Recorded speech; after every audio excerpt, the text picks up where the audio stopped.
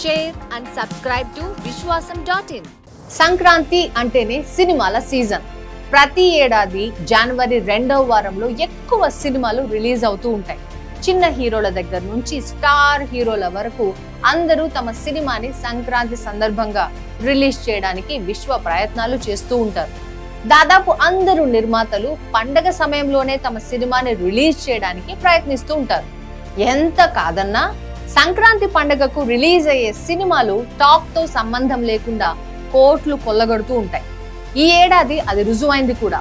Flop talk తెచ్చుకున్న వీరసింహారెడ్డి సైతం 100 కోట్ల రేంజ్ లో కలెక్షన్లు కొల్లగొట్టింది.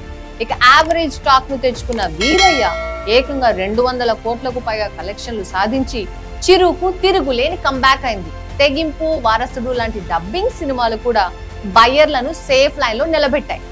నిజానికి 4 సినిమాలకు రిలీజ్ డే నాడు మిశ్రమ స్పందన వచ్చింది. కానీ ఓవరాల్ గా దాదాపు 400 కోట్లకు పైగా కలెక్షన్లు కురిపించి సంక్రాంతిని సినిమా పండగ అని కూడా ఎందుకు అంటారో మరోసారి ప్రూవ్ చేశాయి.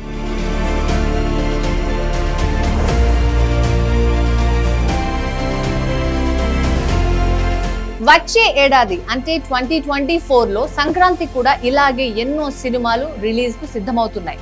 ఇందులో మొదటిగా సంక్రాంతి బరిలో దిగనున్న సినిమా మహేష్ బాబు హీరోగా త్రివిక్రమ్ డైరెక్షన్ లో వస్తున్న గుంటూరు కారం.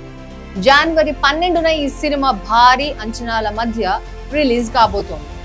ఆసక్తికరంగా చిన్న హీరో తేజ సజ్జా కూడా తన హనుమాన్ సినిమాని అదే తేదీకి రిలీజ్ చేయబోతున్నట్లు ప్రకటించారు. రిలీజ్ డేట్ లో ఎలాంటి మార్పు లేదని భీష్మించుకొని మరీ కూర్చున్నారు. జనవరి 13న విజయ్ దేవరకొండ ఫ్యామిలీ స్టార్ అనే మూవీతో ప్రేక్షకుల ముందుకు రాబోతున్నారు. అదే రోజు senior hero victory Venkatesh Saindhav కూడా రిలీజ్ కాబోతోంది.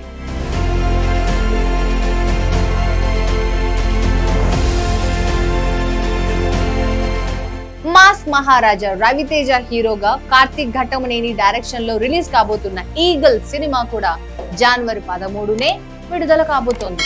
ఇక జనవరి 14 లేదా 15లో కింగ్ నాగార్జున కూడా నా సామిరంగా సినిమాతో సంక్రాంతి బరిలోకి దిగబోతున్నారు. ఇలా తెలుగు సినిమాలన్నీ సంక్రాంతి కోసం కొట్టుకు చస్తుంటే ఇప్పుడు ఓ అరవ సినిమా కూడా సంక్రాంతికి వస్తుందని అఫీషియల్ అప్డేట్ వచ్చింది. ఈ మధ్యనే మహావీరుడితో తెలుగులో మంచి హిట్ కొట్టిన శివకార్తికేయన్ ఇప్పుడు అయాలన్ మూవీతో ప్రేక్షకుల ముందుకు రావడానికి సిద్ధమయ్యాడు. సైఫై కామెడీ డ్రామా నేపథ్యంలో తెరకెక్కుతున్న ఈ సినిమాకు ఆర్ రవికుమార్ డైరెక్షన్ చేస్తున్నారు. ఇప్పటికే షూటింగ్ అంతా పూర్తయిపోయింది కూడా.